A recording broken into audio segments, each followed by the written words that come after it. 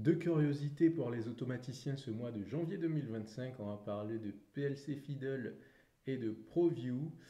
Il se passe beaucoup de choses dans le monde industriel, notamment en termes de technologie. L'idée, c'est pas d'être exhaustif dans nos points mensuels, simplement de lister une, deux ou trois choses intéressantes pour des gens qui ont plutôt un profil technicien, ingénieur, automaticien, donc qui interviennent sur des technologies pour les implémenter dans l'industrie. Et donc ce mois-ci, janvier 2025, ça y est, c'est la fin du mois de janvier, il y en a beaucoup qui attendaient la fin du mois. Ça y est. Et donc qu'est-ce qu'il y a d'intéressant à vous partager? Alors il y a deux choses. Il y a ce petit simulateur de programme automate ladder qui est intéressant, on va parler de ça. Et puis on a un système de process control, donc l'équivalent d'un DCS SNCC en open source. Et du coup, on va parler de ces deux choses-là, je vous propose. Donc, je ne sais pas si certains d'entre vous connaissent déjà. Si oui, dites-moi. Sinon, ben, c'est intéressant aussi de voir ce que vous en pensez de ces deux technos-là. Alors, première chose, PLC Fiddle. Donc ça, c'est un site web que j'ai découvert ce mois-ci. Il existe peut-être depuis plus longtemps, mais qui est assez intéressant. Pourquoi? Parce qu'il vous permet en fait de pouvoir parler du langage ladder à vos collègues ou vos contacts qui ne connaissent pas du tout à quoi ça ressemble. Donc là, il y a un petit parcours de formation en fait qui est complètement en navigateur web. Pas besoin de créer un compte, pas besoin d'installer un logiciel. En fait, tout l'environnement est déjà préconçu ici. Et après, vous pouvez aussi vous amuser à rajouter des signaux pour pouvoir faire un petit peu plus de choses une fois que vous avez fini le parcours de formation. Mais je trouve que c'est un bon moyen de s'entraîner. En fait, ces genres de choses n'existaient pas il y a quelques années. Et maintenant, en fait, il n'y a plus d'excuses pour pas connaître le langage ladder. Là, vous avez ce site qui est complètement accessible. Je vous mets le lien dans la description.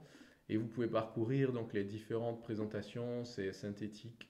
Il y a le langage booléen, le langage avec les compteurs, ainsi de suite. Et ça vous propose ben, différentes étapes un peu de manière progressive. Je pense que quelqu'un qui arrive à parcourir toutes ces petits exercices-là, en fait, peut comprendre le langage ladder en à peine quoi, 2-3 heures si on s'y intéresse de manière intensive. Donc, franchement, un bon moyen de s'initier à ça. Je pense que c'est intéressant à la fois pour les gens qui sont électriciens, qui n'ont aucune connaissance du code. Donc, au lieu d'installer un logiciel lourd, ben, vous pouvez déjà vous entraîner avec ce genre de truc. Et puis, ben, pour les informaticiens, ceux qui sont déjà plutôt habitués à des logiciels, ben, c'est aussi intéressant de comprendre, de revenir aux bases avant d'installer un outil constructeur. Ben, vous pouvez déjà au moins comprendre, pouvoir lire un programme ladder sans avoir à l'installer, quoi. Donc, je trouve que c'est assez appréciable. Je vous invite à tester ça. Et puis voilà, une fois que vous avez installé le truc, vous pouvez activer vos différents signaux, démarrer des choses, voir comment le code réagit. Et puis après, ben, créer des choses de vous-même. Vous pouvez enregistrer, partager le lien à quelqu'un. Et voilà quoi. Donc franchement, pas mal comme outil, je trouve. Et puis, ça permet, je pense, déjà à des personnes de pouvoir débuter, de comprendre comment fonctionne le langage à contact, donc ce qu'on appelle couramment le langage ladder en automatisme. Donc ça, c'est la première chose que je vais vous partager pour ce mois-ci. Découverte assez curieuse, mais plutôt utile. Et puis, deuxième chose, donc ça, c'est une techno dont a parlé un des abonnés de la chaîne, Benoît Soliman, si tu nous suis, merci à toi. C'est ProView. En fait, c'est un système SNCC, donc système numérique de contrôle commande, qui est utilisé notamment par cette entreprise-là, je crois en Suède, et puis dans d'autres sites aux États-Unis et en Chine. Donc eux, ils installaient ça sur plus de 300, le 600 systèmes. Et ben, le système ProView pilote les différentes installations. Donc pour ceux qui ne connaissent pas les SNCC ou les DCS, Distributed Control System, vous pouvez aller voir, j'ai fait une vidéo pour expliquer c'est quoi la différence avec un automate PLC.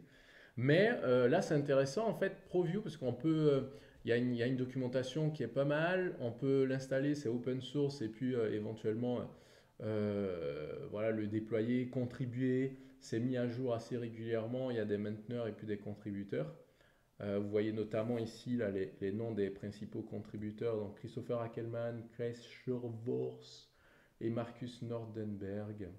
Et c'est intéressant, je pense, à tester. Bon, c'est vrai que l'interface peut faire un petit peu vieillotte, mais par contre, c'est fonctionnel, quoi. Donc, je pense que pour des petites unités industrielles ou bien des sites qui ont juste envie de lancer un, un système de contrôle fonctionnel, ça peut être suffisant. Ou alors pour des intégrateurs qui ont envie de développer l'approche open source, pourquoi pas adopter ce genre de choses qui peut se déployer évidemment sur plusieurs OS, hein. Enfin, c'est évidemment cross-platform. Ça tourne sur une base Java, je crois, et donc on peut l'installer à la fois sur Linux, Windows et certainement macOS. En tous les cas, je trouve que c'est pas mal le genre d'outils comme ça ou open source. Attention, hein, quand on dit open source, ça ne veut pas nécessairement dire gratuit. Là, dans ce cas-là, on peut télécharger pas mal de choses. Je ne sais pas s'ils proposent un support payant, mais ce que je trouve appréciable dans l'open source, et on en a déjà parlé sur la chaîne, c'est la possibilité de constituer une base de connaissances pour tout l'écosystème, à la fois les intégrateurs, mais aussi les industriels, où on peut se dire, la connaissance de base, elle est accessible, et maintenant, à partir de cette brique-là, on peut construire une offre payante qui va plutôt porter sur une qualité de service ou un niveau d'expérience utilisateur. Et ça, pour le coup, ça va être la partie payante et c'est normal, hein, même si la base logicielle est ouverte. C'est important de pouvoir payer pour pérenniser le service support d'une techno. Il y a pas mal de business models comme ça qui sont orientés autour de l'open source. C'est que la base de code de techno est ouverte et après, on va vraiment payer uniquement pour ce qui mérite un support, donc le service et l'expérience utilisateur. Donc, je trouve que c'est bien ce genre d'outil là open source parce que ça permet au moins de démocratiser la techno, comment dire, décloisonner aussi certaines choses qui sont un peu verrouillées par les constructeurs. Malheureusement, il y a encore un peu trop de techno qu'on rend un peu mythique alors que en fait derrière c'est assez simple à implémenter. Et en même temps, pour des intégrateurs qui ont envie de passer à un autre niveau, ça permet de prendre un petit peu des inspirations de cette base de code-là pour développer d'autres choses. Je pense que de plus en plus, le monde des technologies industrielles va aller vers du code ou vers des choses digitalisées. Donc c'est bien de sortir un peu des applications traditionnelles constructeurs et puis de se rendre compte que finalement, c'est pas très compliqué à développer. Bref, donc ProView, une belle découverte aussi. Donc encore une fois, un merci à Benoît qui a partagé ça.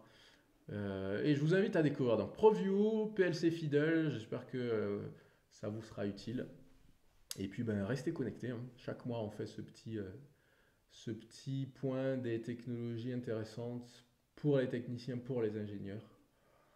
Et puis on se retrouve donc mardi prochain, comme d'habitude. Bonne semaine à vous.